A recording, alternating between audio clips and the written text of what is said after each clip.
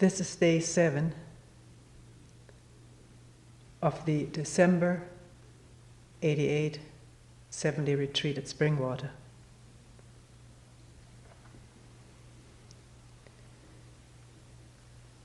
There are a number of questions left that we haven't discussed here during the morning. But since they were looked into individually with the people who brought them up, we will not take them up this morning here except for one. And then during the remaining time, read from 2 books I will talk about later.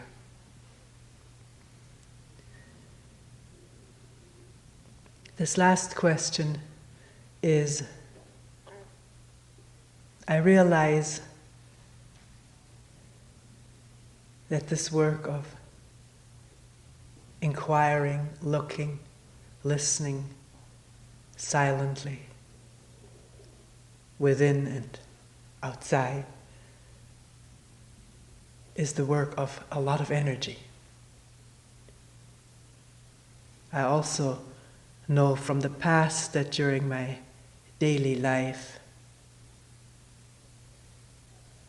with all its pressures and work and involvements, conflicts, there usually isn't the energy to attend, to be aware. Can you say something about this?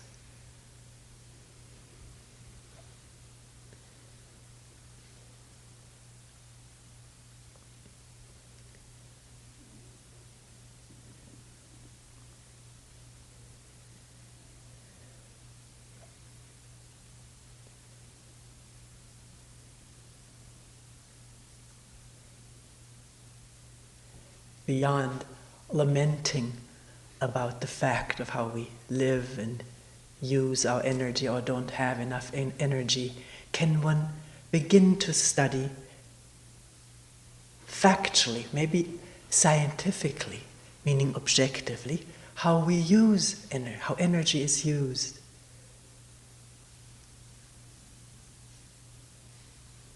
Dissipated, wasted, or gathered during the day, so that we're familiar from moment to moment with this whole problem.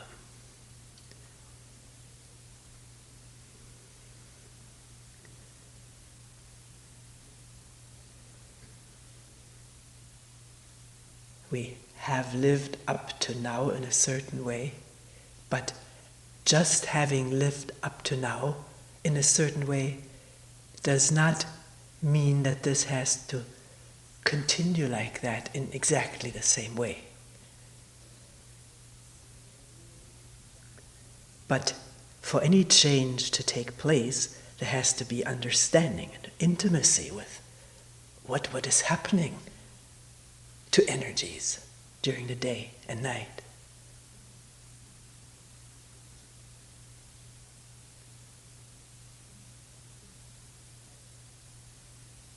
What is the input and output?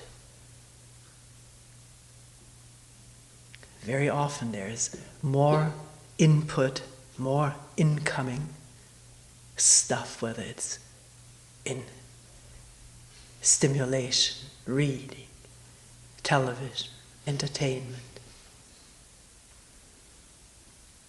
Then one feels even at the time one can take. And yet one goes along with it. Why?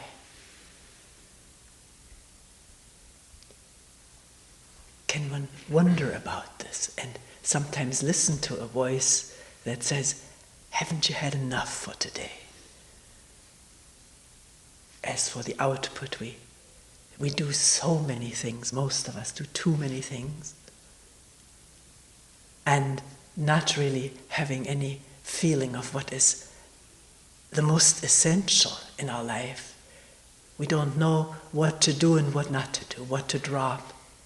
Everything becomes such a big decision, and one doesn't know on what basis to decide.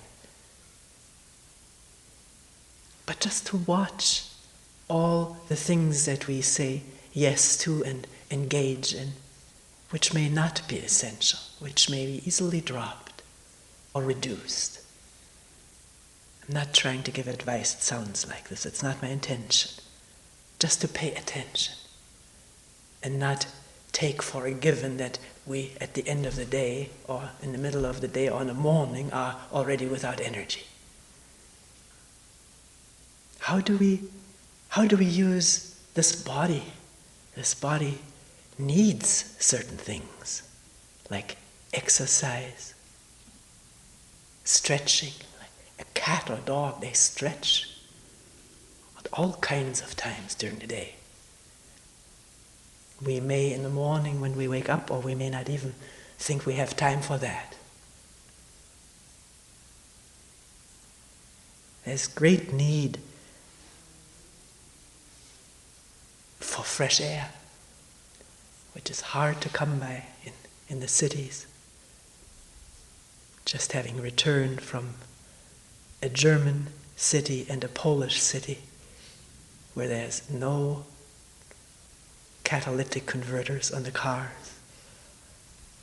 Poland, a lot of coal being used, 2-stroke engines. It was almost impossible, it almost seemed impossible to breathe in the streets of Warsaw. So heavy was the air with exhaust. But there are parks, there are beautiful parks throughout the city. So here too the cities have parks, and it's not too far away, at least over a week into the countryside, wherever one may be living. Can one go and breathe some fresh air deeply and exhale deeply?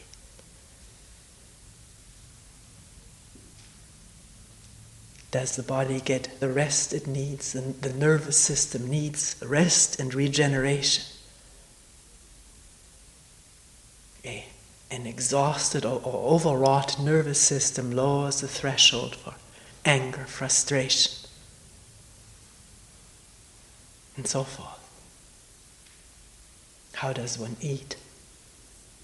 Does one take time for eating? Does one have time? One may think one doesn't, but maybe even in a short period of time there can be a certain slowing down of the eating process, which means attending to it. It's really fun. It's beautiful here that we have this time to eat and drink with no pressure to get done, rush through the meal. And it agrees, the whole food and eating process agrees so much better with the organism than if one rushes and talks, reads, or does all kinds of things during eating, which is sometimes or often inevitable. One lives with family or friends.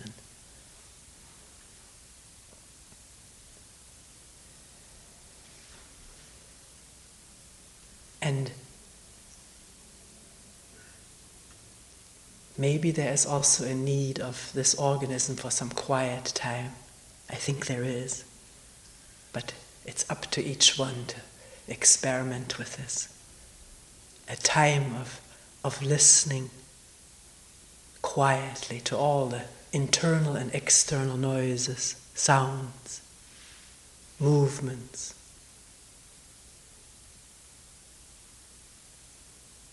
There are no two different sounds or listenings.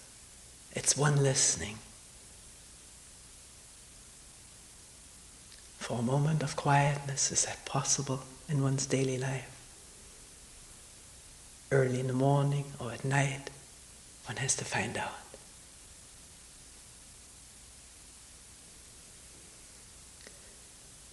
The body is an incredibly sensitive instrument with really unfathomable sensitivity and receptivity.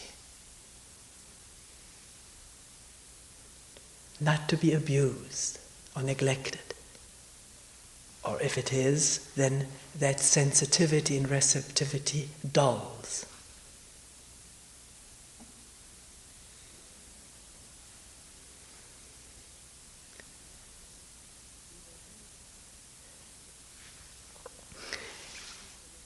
We will read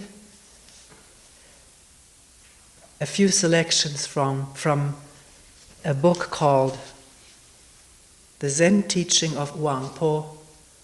People who have been here before have heard it many times, and yet inquiring afterwards, or either inquiring or people tell me spontaneously that it's always good and helpful to hear Wang Po's words.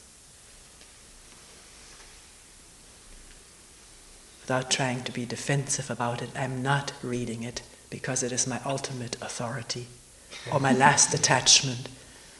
People sometimes suggest that to me. Maybe it is, and I'm unaware of it. But there's great strength and simplicity and beauty in these words. As far as Wang Po's talks and dialogues are concerned, they were written down by his disciple, a scholar. And I have eliminated quite a few words and substituted some English words for Sanskrit words. Not always. The word Buddha is used not only to denote the historical personage of Gautama Buddha, but truth, the truth of the universe, absolute truth, reality, or the enlightened mind. So passages, words, sentences have been eliminated to leave out what is irrelevant, and irrelevant for what we're doing at the moment, and make it clearer, because sometimes people have trouble with some of the Buddhist terminology of Wang Po.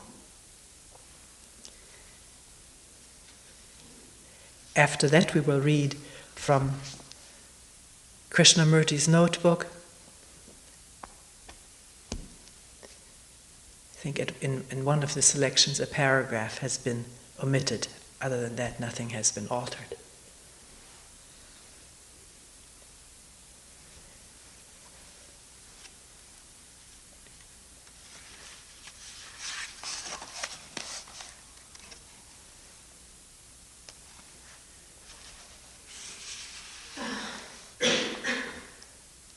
The book is translated by Jan Blofeld, and he uses the word mind with a capital M as a word for what cannot really be described other than no division, wholeness.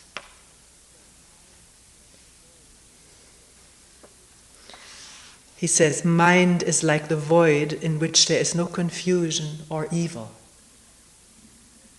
as when the sun wheels through it, shining upon the four corners of the world. For when the sun rises and illuminates the whole earth, the void gains not in brilliance, and when the sun sets, the void does not darken. The phenomena of light and dark alternate with each other, but the nature of the void remains unchanged. So it is with the mind. If you look upon the Buddha as presenting a pure, bright, or enlightened appearance, or upon sentient beings as presenting a foul, dark, or mortal-seeming appearance, these conceptions resulting from attachment to form will keep you from supreme knowledge, even after the passing of as many eons as there are sands in the Ganges. Knowledge here not meaning memory. Stored knowledge, stored memory. Means insight. There is only the one mind and not a particle of anything else on which to lay hold. If you students of the way do not awake to this mind substance, you will overlay mind with conceptual thought. You will seek the truth outside of yourselves, and you will remain attached to forms, pious practices, and so on, all of which are harmful and are not at all the way to supreme knowledge.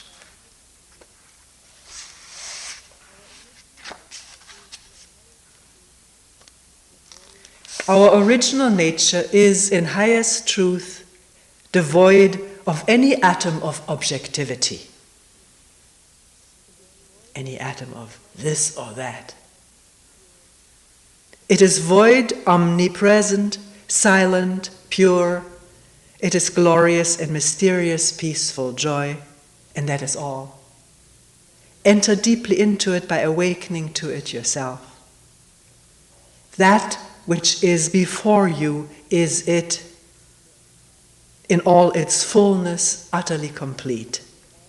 There is naught beside. Even if you go through all the stages of progress toward Buddhahood, one by one, when at last in a single flash you attain realization, you will be only realizing the nature which has been with you all the time. And by all the foregoing stages you will have added to it nothing at all. You will come to look upon those eons of work and achievement as no better than unreal actions performed in a dream.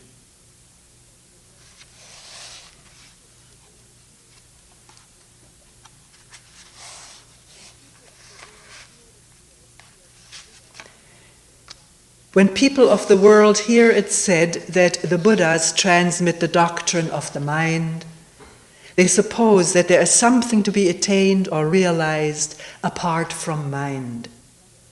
And thereupon they use mind to seek the truth, not knowing that mind and the object of their search are one. Mind cannot be used to seek something from mind. For then, after the passing of millions of eons, the day of success will still not have dawned. Such a method is not to be compared with suddenly eliminating conceptual thought, which is the fundamental truth. Because I don't know what the Chinese word for eliminating is. It's not the action of will, or intention, or resolution.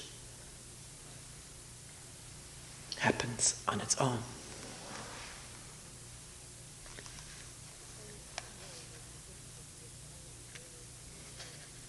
Suppose a warrior, forgetting that he was already wearing his pearl on his forehead, were to seek for it elsewhere.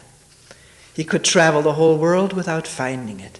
But if someone who knew what was wrong were to point it out to him, the warrior would immediately realize that the pearl had been there all the time. So if you students of the way are mistaken about your own real mind, you will consequently look for it elsewhere, indulging in various achievements and practices, and expecting to attain realization by such graduated practices. But even after eons of diligent searching, you will not be able to attain to the way.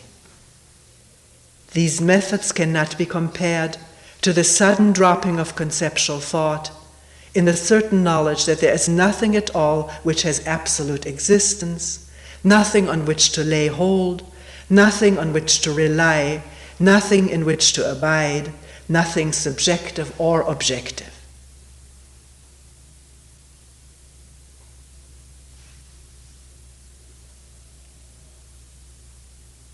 Therefore the Buddha said, I truly attained nothing from complete enlightenment.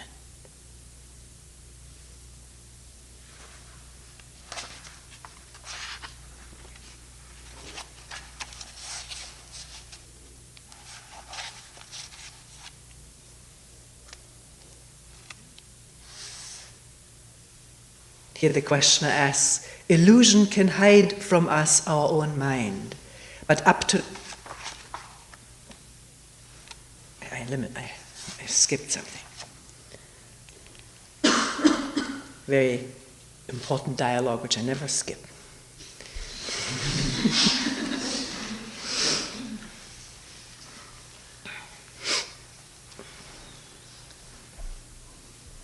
The questioner asking, not today or yesterday, but 1,000 years ago. And today and yesterday. What is the way and how must it be followed? Wangpo, what sort of thing do you suppose the way to be that you should wish to follow it? Questioner, what instructions have the masters everywhere given for meditation practice and the study of the truth? Wangpo, words used to attract the dull of wit are not to be relied on. Questioner, if those teachings were meant for the dull-witted, I have yet to hear what truth has been taught to those of really high capacity. Wangpo, if there are really people of high capacity, where could they find people to follow? If they seek from within themselves, they will find nothing tangible. How much less can they find a teaching worthy of their attention elsewhere? Do not look to what is called the truth by preachers, for what sort of truth? Teeth are getting in the way.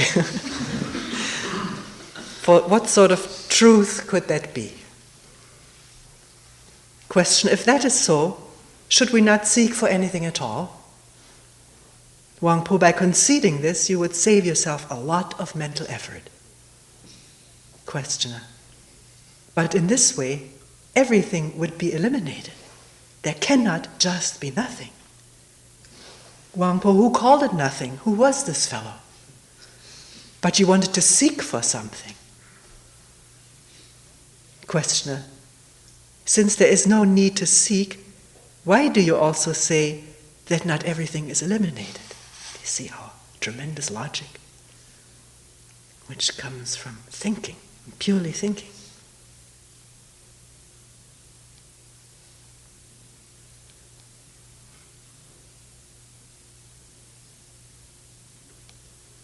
If there's no need to seek for something, then there can't be anything, because there can only be something if I seek for it.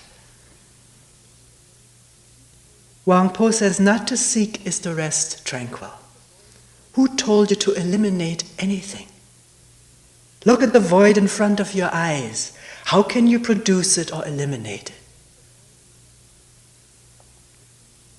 The void, not meaning a vacuum, but the fullness of empty space, in which nothing is reacted to or named or associated with or grasped or rejected.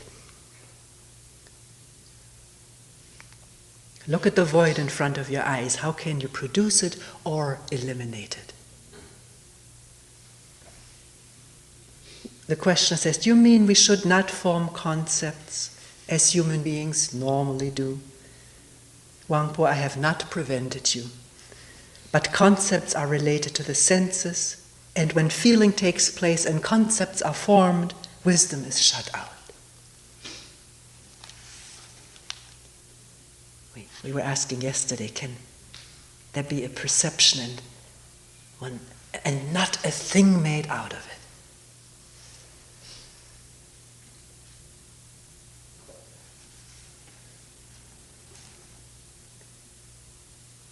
Means a perception without a maker.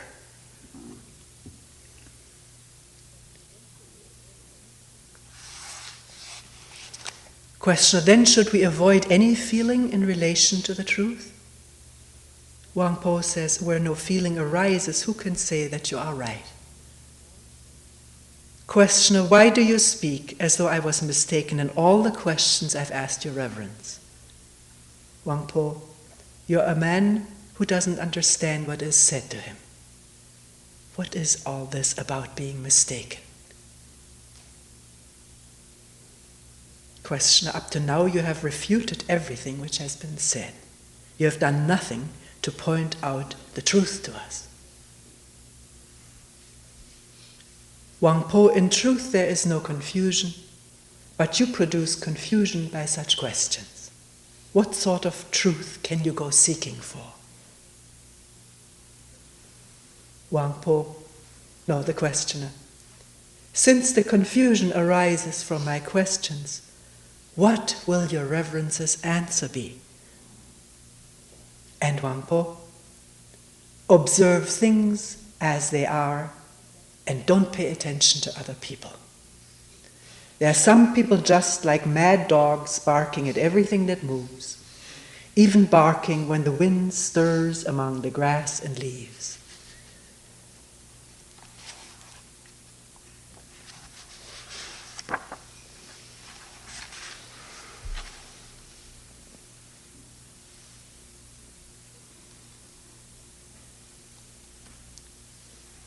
Later on in this dialogue, I leave passages out. The questioner says, illusion can hide from us our own mind. Illusion can hide from us our own mind. But up to now you have not taught us how to get rid of illusion. And Wangpo says, the arising and the elimination of illusion are both illusory. Illusion is not something rooted in reality. It exists because of our dualistic thinking. If you will only cease to indulge in opposed concepts such as ordinary and enlightened, illusion will cease of itself. And then, if you still want to destroy it wherever it may be, you will find that there is not a hairbreadth of anything on which to lay hold. This is the meaning of, I will let go with both hands, for then I shall certainly discover the truth in my mind.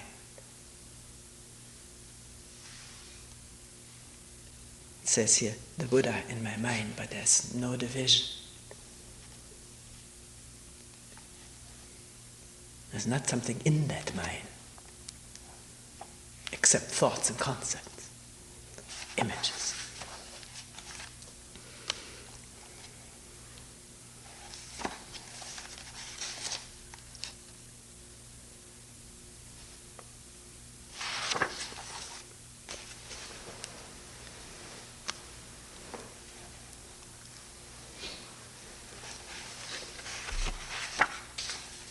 Once I put this question to the Master: how many of the 400 or 500 persons gathered here on this mountain have fully understood your Reverence's teaching? The Master answered, their number cannot be known. Why? He asks himself, why? Because this way is through mind awakening. How can it be conveyed in words? Speech only produces some effect when it falls on the uninstructed ears of children.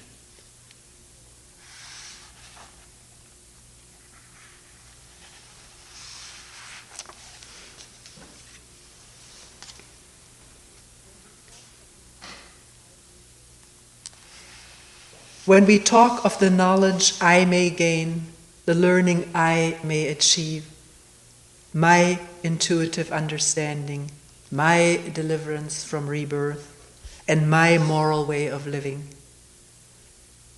our successes make these concepts seem pleasant to us, but our failures make them appear deplorable.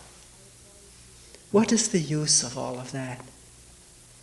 I advise you to remain uniformly quiescent and above all activity. Do not deceive yourselves with conceptual thinking, and do not look anywhere for the truth, for all that is needed is to refrain from allowing concepts to arise. It is obvious that mental concepts and external perceptions are equally misleading, and that the way of the Buddhas is as dangerous to you as the way of demons.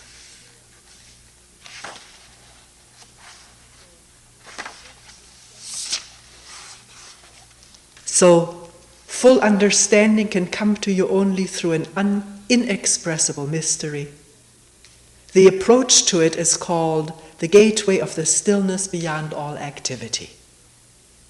If you wish to understand, this activity is not lying in bed all day long, this beyond all activity, but constantly making things out of what's there.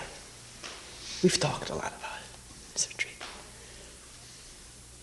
If you wish to understand, know that a sudden comprehension comes when the mind is purged of all the clutter of conceptual thought activity. Those who seek the truth by means of intellect and learning only get further and further away from it. Not till your thoughts cease all their branching here and there, not till you abandon all thoughts of seeking for something, not till your mind is motionless as wood or stone will you be on the right road. And the question says, at this very moment, all sorts of erroneous thoughts are constantly flowing through our minds. How can you speak of our having none? Wang Po says, error has no substance. It is entirely the product of our own thinking. If you see that mind with a capital M is fundamentally without error, meaning without right or wrong, whenever thoughts arise, you will be fully convinced that they are responsible for errors. If you could prevent all conceptual movement of thought and still your thinking processes, naturally there would be no error left in you. Therefore it is said, when thoughts arise, then do all things arise. When thoughts vanish, then do all things vanish. The danger here is to interpret this preventing all conceptual movements and stilling the thinking process to grasp for methods of doing this. But a mind that is stilled through methods is not a still mind, because the methods are sponsored by the me wanting something, and that can never be quiet.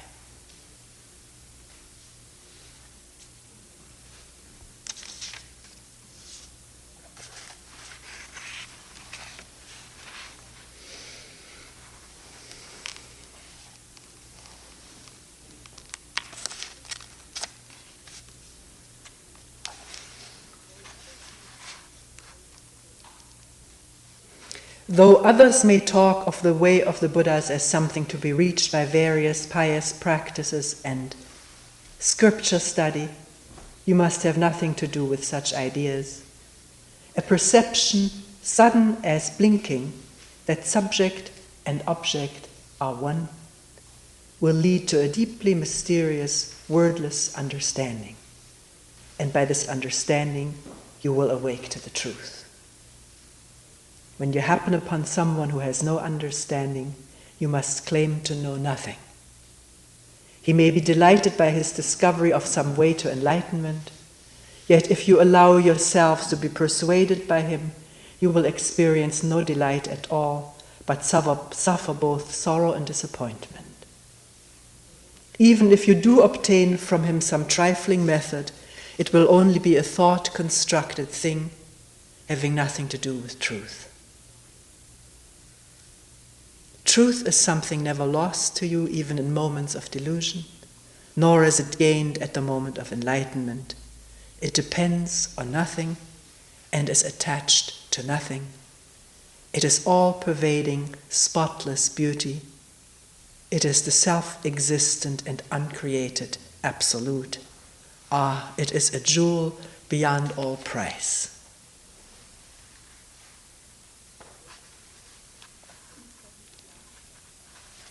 And later again, when a sudden flash of thought occurs in your mind, and you see it for a dream or an illusion, then you can enter into the state reached by the Buddhas of the past. Not that the Buddhas of the past really exist, or that the Buddhas of the future have not yet come into existence. Above all, have no longing to become a future Buddha or enlightened one. Your sole concern should be, as thought succeeds thought, to avoid clinging to any of them.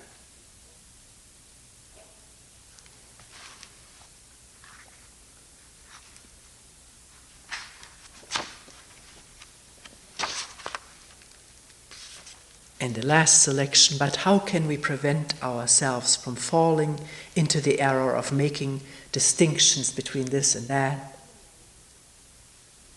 Wangpo, by realizing that though you eat the whole day through, no single grain has passed your lips.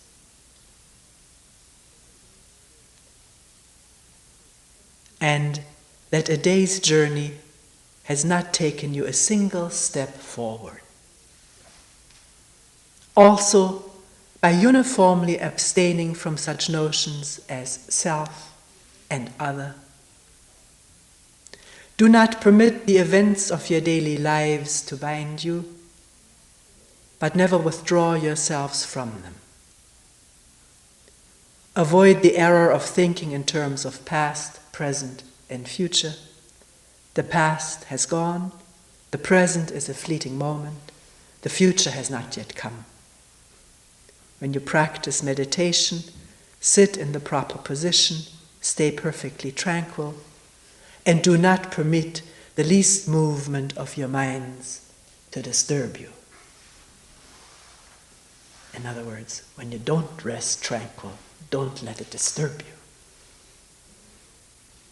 See the restlessness and not call it that.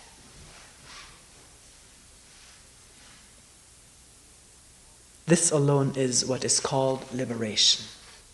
Ah, be diligent, be diligent.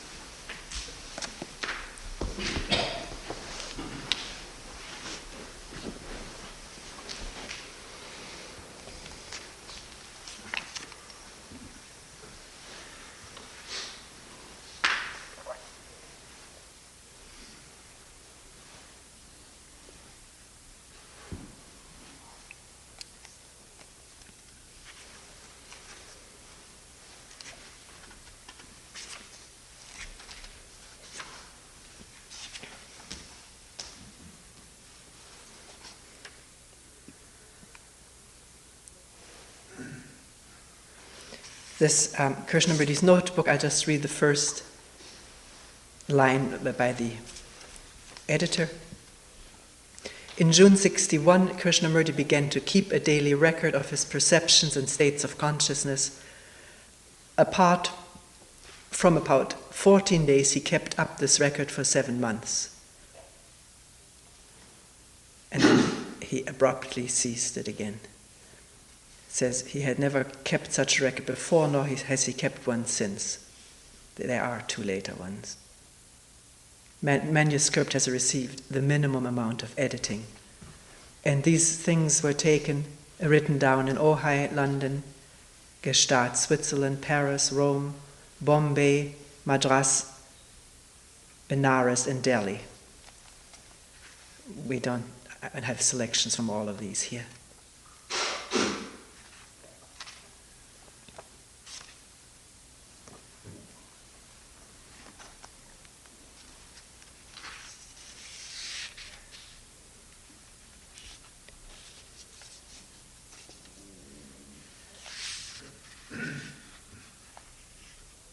High up in the mountains, among the barren rocks, with not a tree or bush, was a little stream coming out of massive, unapproachable rock.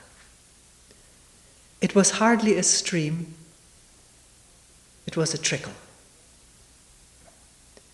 As it came down, it made a waterfall, just a murmur. And it came down, down to the valley, and it was already shouting of its strength, the long way it would go through towns, valleys, woods, and open spaces. It was going to be an irresistible river, sweeping over its banks, purifying itself as it went along, crashing over rocks, flowing into far places, endlessly flowing to the sea. It wasn't getting to the sea that mattered, but being a river so wide, so deep, rich, and splendid. It would enter the sea and disappear into the vast, bottomless waters, but the sea was far away, many 1,000 miles. But from now on, until then, it was life, beauty, and ceaseless merriment. None could stop that, not even the factories and dams.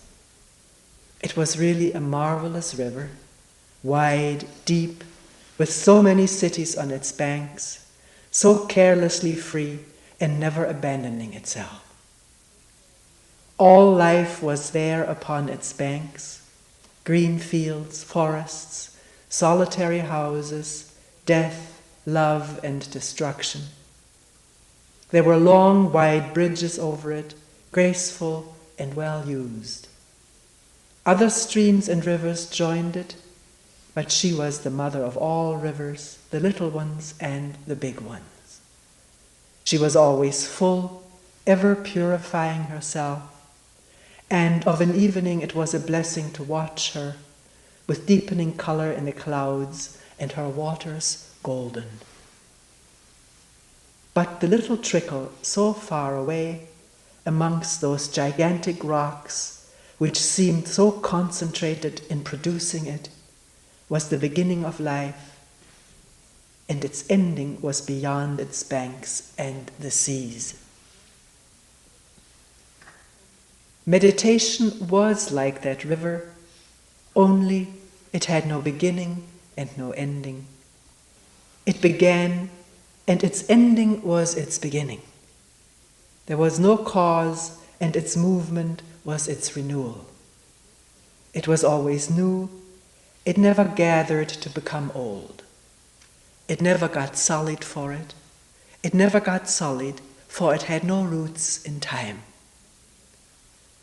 It is good to meditate, not forcing it, not making any effort, beginning with a trickle and going beyond time and space, where thought and feeling cannot enter, where experience is not.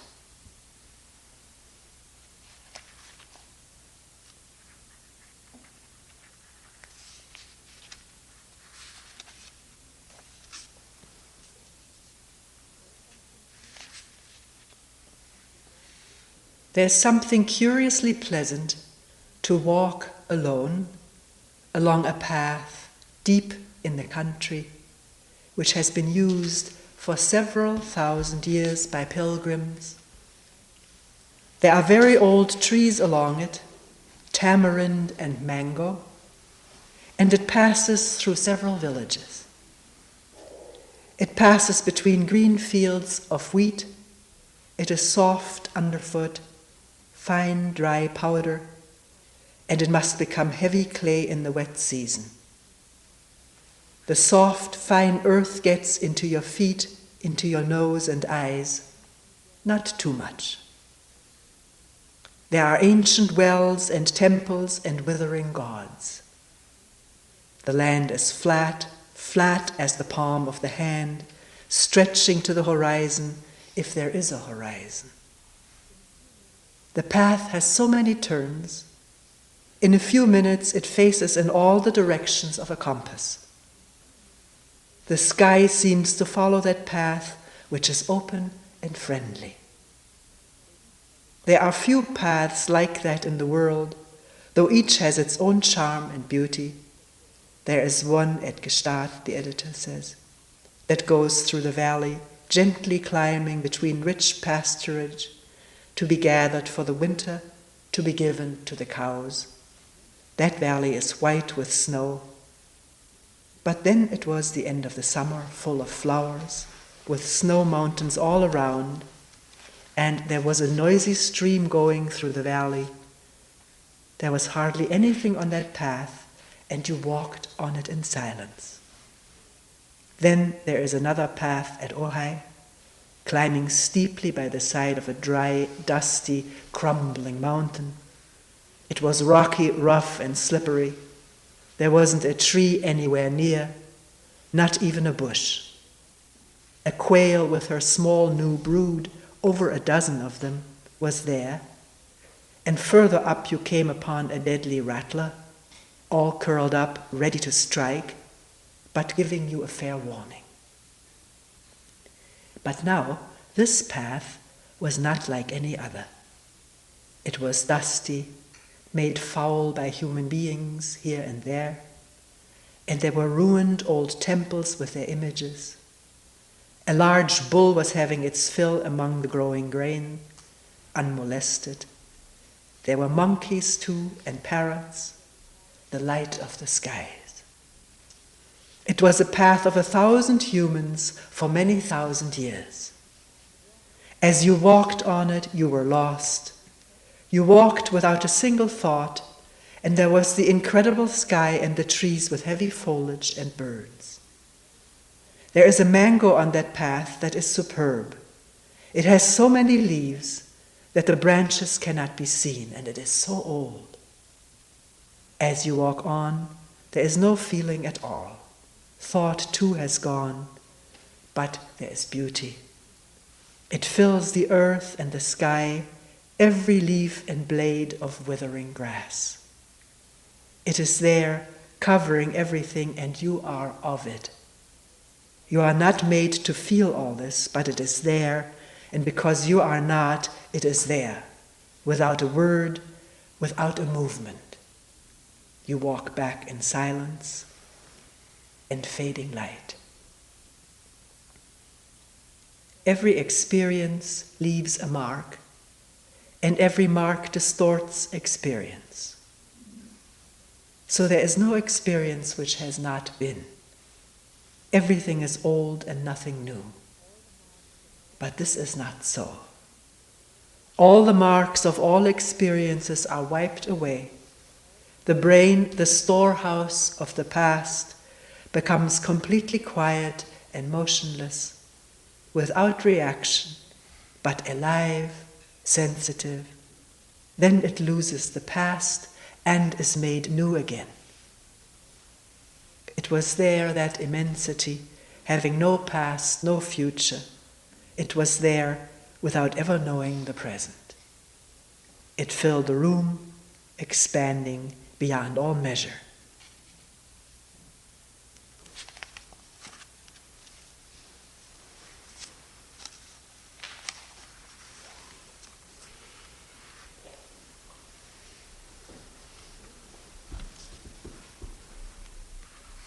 Early this morning, the sky was without a cloud.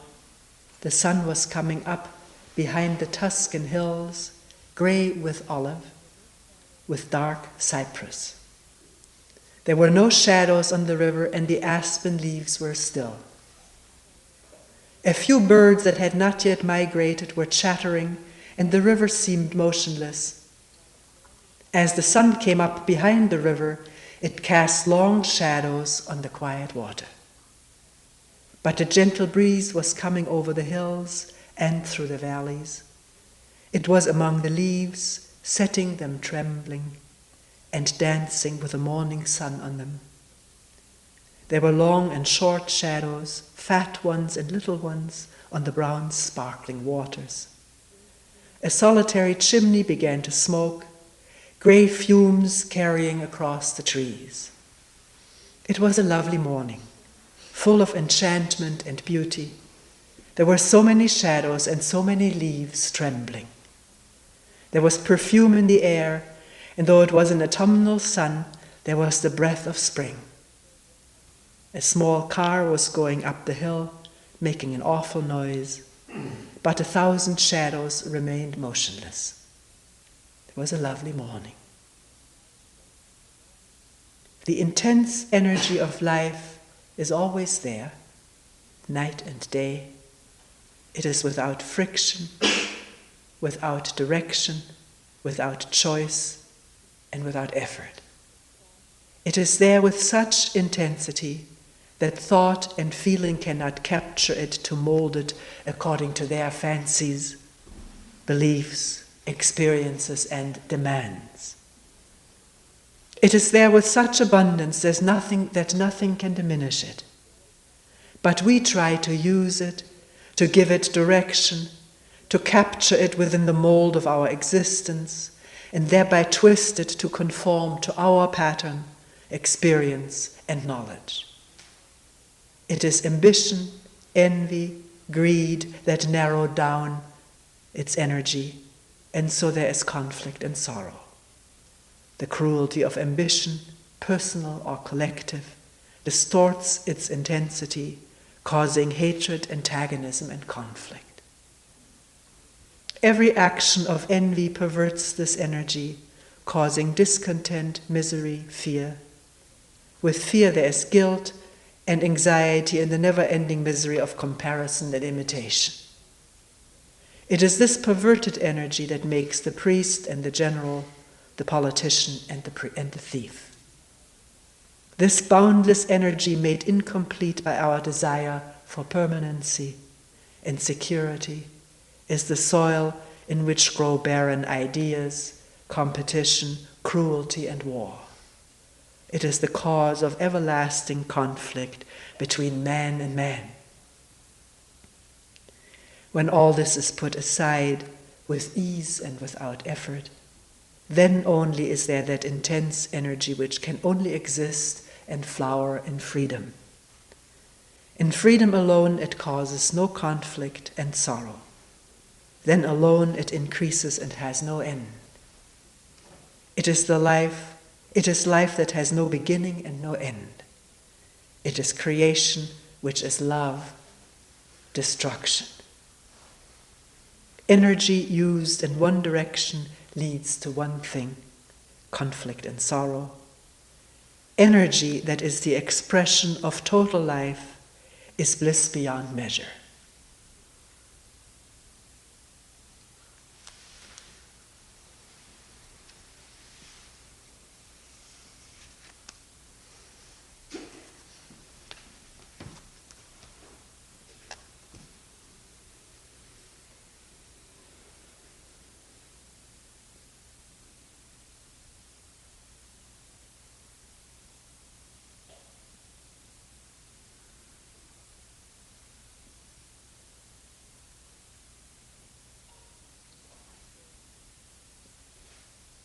We will end here for today.